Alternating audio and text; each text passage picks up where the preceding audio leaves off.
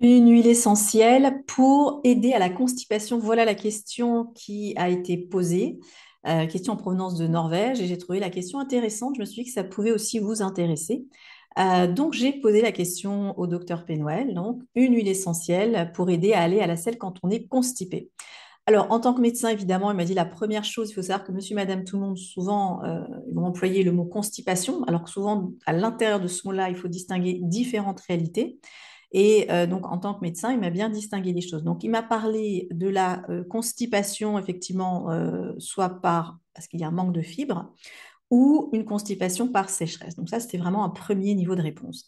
Maintenant, il y a un deuxième niveau de réponse. La personne va employer le mot constipé alors qu'elle veut simplement dire qu'elle va à la selle, par exemple, tous les 2 jours, tous les 3 ou 4 jours, et qu'elle ne ressent plus l'envie.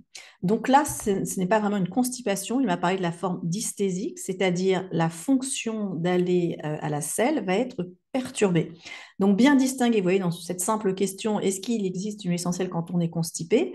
Un spécialiste commencera déjà par bien définir le cadre, le contexte. Est-ce qu'on parle d'une constipation sèche? Est-ce qu'on parle d'une constipation parce qu'il y a un manque de fibres? Ou alors on ne parle pas finalement de constipation, on parle de la forme dysthésique. Alors évidemment, monsieur et madame tout le monde ne va pas venir en disant bonjour, je souffre d'une forme dysthésique. Donc à nous ou à vous, médecins, thérapeutes, à bien faire la distinction. Donc, je suis vraiment désolée si vous attendiez à ce que je vous nomme l'huile essentielle pour la constipation, mais c'est vraiment pas comme ça qu'on travaille à l'école Pénoël et dans ce qu'on appelle le cerveau aromatique ou l'algorithme aromatique. Il s'agit d'abord de poser les bonnes questions, de cadrer les différentes réponses et ensuite on peut venir avec des propositions.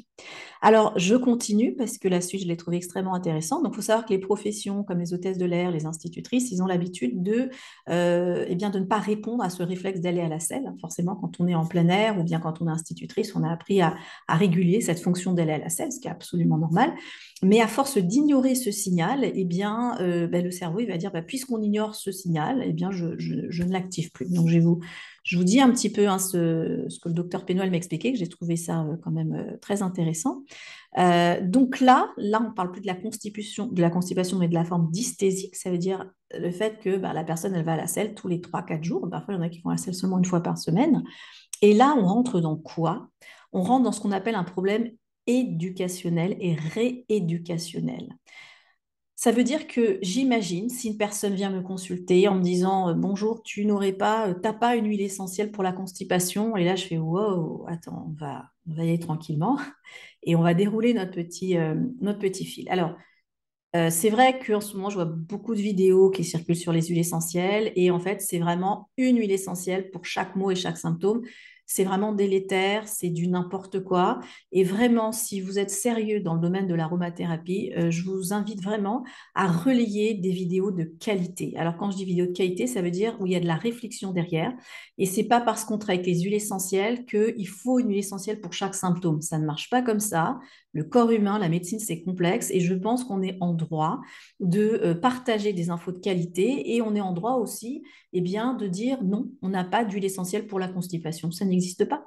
D'accord? Alors oui, ça risque de décevoir la personne qui vient pleine d'espoir, mais par contre, ce qu'on peut l'inviter à faire, c'est dire que c'est un problème rééducationnel. Ça veut dire la prochaine fois que tu as un signal, il faut aller à la selle. Alors tu vas me dire, oui, mais comment ça peut se passer?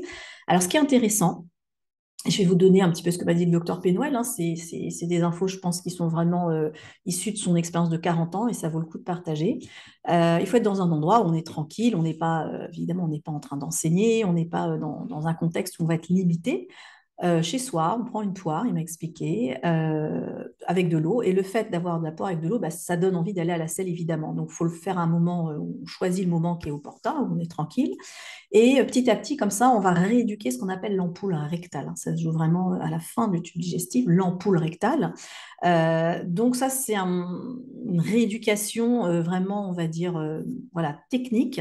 Et on peut démarrer par ça. Alors, la personne qui au départ m'a envoyé un mail en me disant, donc de Norvège, est-ce que tu annules pour la constipation? Je lui ai envoyé une réponse comme ça. Et je me dis, plutôt que de répondre individuellement à tous ces mails qu'on reçoit, puis nous, ça nous demande aussi beaucoup de temps, je vais les compiler, je vais les mettre mettre dans un livre, donc le livre dont je vous ai parlé, hein, Le cerveau aromatique. Et là, ce sera l'aromathérapie exactement, hein. Ça veut dire l'aromathérapie avec des réponses d'une très belle précision. Et je pense que c'est vraiment ce dont on a besoin aujourd'hui. Alors, je continue un petit peu cette espèce, donc ces questions hein, au niveau de tout l'aspect constipation. Alors, hier, j'ai posté, je suis tombée sur une petite publicité où, en fait, c'était une boîte qui faisait la promotion une mousse à plouf, ils appellent ça. Et j'ai regardé cette promotion. En fait, ils expliquaient que c'était des petits sachets, on mettait dans l'eau des toilettes, ça faisait mousser, et du coup, la personne, quand elle va aller aux toilettes, eh bien, il n'y aura pas le plouf, hein, qui peut perturber socialement, effectivement, et il n'y aura pas l'odeur. Donc, la personne, elle peut aller plus fréquemment. Alors, quand j'ai posté ce message sur Facebook, alors la plupart, je pense, ont cru à une blague, enfin, bon, il y a eu des rires, des remarques, mais réfléchissons que finalement, on vit dans un environnement, un contexte social, et il faut le savoir, il y a des personnes qui vont, je veux dire, enfin, il faut le savoir, il faut se regarder soi déjà. Si vous savez qu'il y a du bruit, qu'il y a des collègues à côté et qu'il y a une petite cloison, vous n'avez peut-être pas très envie d'aller aux toilettes et vous allez attendre d'être chez vous pour aller aux toilettes. Donc, je pense que au-delà du côté mercantile, on va dire, et le produit marketing, il répond à un réel besoin. Et je pense notamment à des adolescents peut-être, mais même des adultes qui seraient vraiment gênés d'aller aux toilettes et qui se retiendraient, eh bien, grâce à cette mousse, eh bien, ça amortit le bruit du plouf et il n'y a pas les odeurs. Alors, pourquoi pas?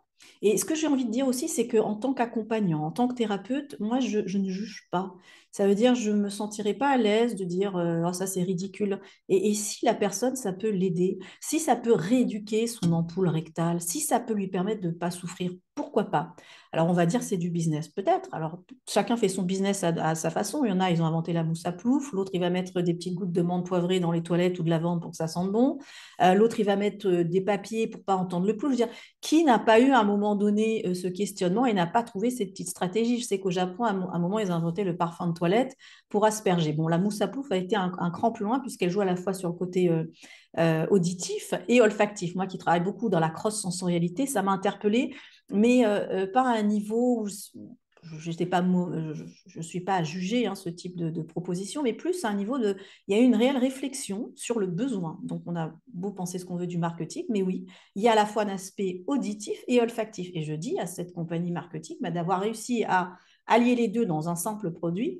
Bon, après, le prix est peut-être cher, donc après, chacun voit. Mais ce que je veux dire, c'est que ça participe à la santé. Donc moi, en tant que thérapeute, je n'ai pas de problème à conseiller à une personne de dire, bah écoute, il existe cette mousse à plouf. Elle en fait ce qu'elle veut.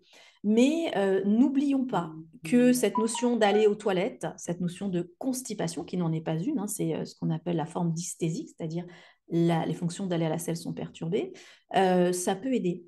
Et bah, je vais partager mon expérience parce que ça paraît bof, hein, ça paraît pas extrêmement sexy et glamour de partager ça. Mais moi, je m'en souviens quand j'avais 16 ans, je suis partie avec une copine. Elle m'a dit, il y a un concours pour cheval, ça t'intéresse et tout. Elle faisait du cheval, du horseball, tout ça. Et elle m'a dit, est-ce que tu veux venir avec moi? On part 3 4 jours, ou peut-être 2 3 jours plutôt. Je lui ai dit, oui, moi j'aime bien les chevaux, je fais de l'équitation aussi, ça m'intéresse. Donc on est parti 3 4 jours. Il y avait sa tante qui nous prêtait, c'était comme une espèce de studio. Donc il y avait la grande chambre, il y avait la petite cuisine et bien sûr, bah, les toilettes, ils étaient intégrés. C'était genre une légère petite cloison et puis on dormait là et là il y a la cloison. Moi aussi, j'ai pas très envie, pour les raisons que je viens d'invoquer, ça fait du bruit, ça sent. Moi, j'ai pas très envie de faire ici. J'attendrai de rentrer chez moi. Après tout, 2 3 jours, c'est rien. Bon. L'envie s'est fait ressentir au bout de quelques heures. Fidèle à ma petite proposition, je me suis dit, ça va, correct, je suis tranquille, je suis plus un bébé, je suis capable de me contrôler. J'attends 2 3 jours, donc j'attends. Et au bout de 2 3 jours, j'ai été en souffrance horrible, horrible. Je suis rentrée chez moi, j'ai attendu d'être chez moi, effectivement. Et je me suis dit, plus jamais de ma vie, je ferai ça, plus jamais. Et j'ai repensé à ma souffrance, en fait.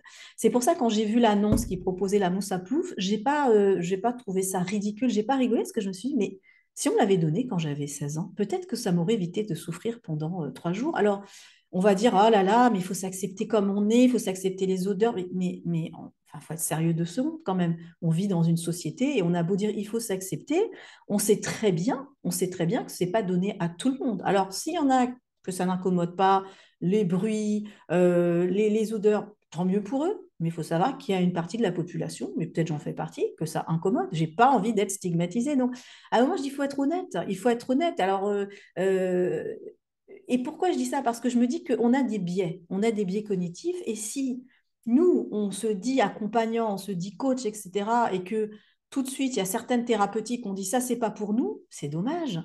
J'avais fait une vidéo, je parlais du maquillage. Oh, le maquillage, c'est superficiel. Mais est-ce qu'on sait que des vieilles personnes, des personnes âgées, seniors, dans des maisons de retraite qui ont été maquillées, elles avaient des problèmes d'énurésie. Elles faisaient pipi dans leur couche. Et une fois qu'elles ont été maquillées, elles se sont trouvées tellement belles. Il y a une forme de dissonance cognitive. Elles se sont dit non, une personne si belle comme moi ne peut pas faire pipi dans ses couches. On enlève les couches et elles n'ont plus fait pipi. Après, combien de temps ça a duré, etc., l'étude ne le dit pas, mais c'est juste pour dire que ne négligeons pas tout de suite, nous qui sommes dans les courants bio, dans les courants un petit peu naturels. J'ai envie de mettre en garde un petit peu parce que je vois que parfois, il peut y avoir la dictature du naturel, la dictature du bio. C'est des espèces de pendules qui peuvent aller trop loin. Donc, OK, on n'est pas dans tout ce qui est pollution, consommation. On n'est pas là-dedans, a priori, d'accord? Moi, les habits, j'en achète une fois toutes les 36 de l'an. Je mets souvent les mêmes habits et ça m'importe peu. Voilà, je ne suis pas dans cette dynamique de surconsommation, mais attention de ne pas basculer et de tout de suite des personnes qui auraient fait d'autres choix que nous, hein, qui auraient peut-être envie de faire les choses différemment. Attention de ne pas tout de suite s'enfermer dans une espèce de matrice comme ça qui, nous, en tant que thérapeute, va nous cloîtrer et va nous empêcher de proposer des outils qui peuvent aider. Je reviendrai plus tard, je ferai peut-être une vidéo, j'en ai jamais parlé, sur l'aspect physique, par exemple, la personne qui dit j'ai un nez comme ça, j'ai des yeux comme ça, des oreilles comme ça, qu'est-ce qu'on peut lui dire? On lui dit accepte-toi comme tu es ou alors il existe la chirurgie esthétique? C'est une vraie question. Alors, je sais que la majorité des gens disent, mais non, il faut s'accepter comme on est, c'est positive body, etc. Il faut quand même qu'on soit sérieux 2 secondes. C'est pas vrai, tout le monde n'est pas positive body. Alors oui, il y en a, hein. Il y en a avec des yeux comme ça, des oreilles comme ça, et qu'on réussit à cartonner, etc. Mais combien? Donc moi, j'ai envie de dire, il faut laisser le choix à la personne. Il faut laisser le choix. Si tu veux te faire opérer du nez, des oreilles parce que tu as souffert toute ton enfance et que finalement, un petit coup comme ça de rectification, ça va te permettre de mieux vivre, tant mieux. Si au contraire, tu ouvres la bouche et tu dis, moi, je m'accepte comme je suis, j'ai les oreilles comme ça, et c'est ce qui fera ma marque d'identité, tant mieux aussi. Ce qui compte, c'est d'écouter le choix de la personne. Et souvent, dans les courants un petit peu bio, comme ça, il y a une espèce de diktat. Quand je dis bio, ça veut dire aussi soins naturels, etc. Une espèce de diktat. Il faut s'accepter comme on est. C'est complexe, d'accord? Et moi, je parle souvent, je le dis, hein, je parle pour moi en tant qu'accompagnatrice, coach, et je sais qu'il y en a qui suivent sur ma chaîne YouTube et qui sont coachs, accompagnateurs. Attention qu'on ne bascule pas à notre propre insu, on s'en se rend pas compte, et qu'on devienne des extrémistes je sais pas moi, de l'acceptation au naturel. Attention à ça. Et puis creusons un peu, soyons un peu honnêtes, franchement, creusons. Franchement, quand on se maquille, quand on se fait belle, quand on va dans un petit resto et tout, est-ce qu'on se sent pas bien? Est-ce que le fait d'agir sur son physique, sur soi, ça va pas impacter différemment? Est-ce que le fait de se mettre un bon parfum, ça va pas? Alors, oui, des fois, on se dit, ah, maintenant, je laisse les odeurs naturelles corporelles, mais c'est très bien. Ceux qui veulent laisser les odeurs naturelles corporelles, bah, c'est bien pour eux. Ceux qui veulent pas parce qu'ils ont peur de la stigmatisation, eh ben, il y a différentes voies. Donc moi, ce que j'aime, je le dis pour des personnes aussi que j'accompagne, hein, qui me suivent, j'aime vous laisser le choix. J'aime vous laisser le libre arbitre. Tu as envie de te faire belle, tu veux te maquiller, tu veux même mettre des parfums synthétiques. That's your choice. C'est ton choix. Si ça te fait sentir bien, alors vas-y. Oui, mais ça pollue, mais je ne suis pas là pour juger, d'accord? Une autre personne qui me dit, moi, je vais être dans le naturel, il n'y a aucun souci. Moi, je suis là en tant que coach pour t'accompagner dans ce que toi, tu veux être. C'est tout. Et pouvoir te sentir bien avec toi et les autres, d'accord?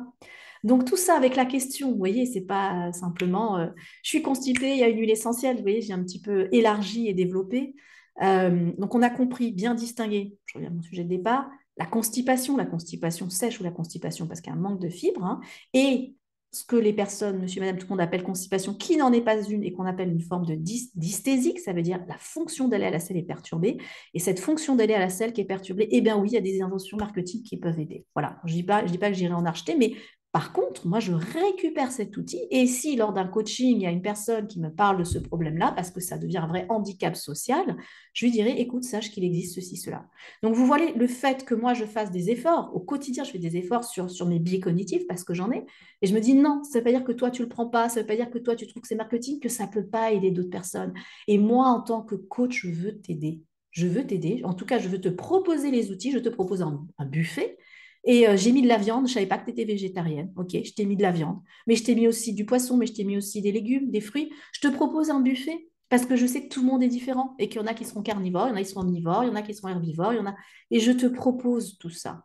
Voilà. Donc, le gros travail, nous, en tant que coach, accompagnant, thérapeute, attention à quel moment on est en train de basculer, à quel moment on devient un petit peu dictate dans notre façon de penser. Et ça arrive très vite. Ça peut arriver très vite.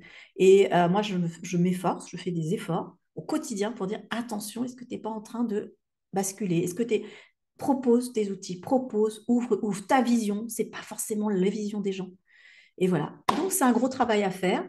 Et donc, pour répondre à la question initiale, est-ce qu'il existe une huile essentielle pour la constipation? La réponse est non. En tout cas, sachez que toute cette notion éducationnelle, rééducationnelle de l'ampoule rectale, c'est sérieux. Ça concerne beaucoup les hôtesses de l'air, les institutrices, et on peut les aider. Voilà. Mais voilà, n'hésitez pas à explorer les soubassements cachés qui souvent sont les mêmes, hein. C'est l'aspect social.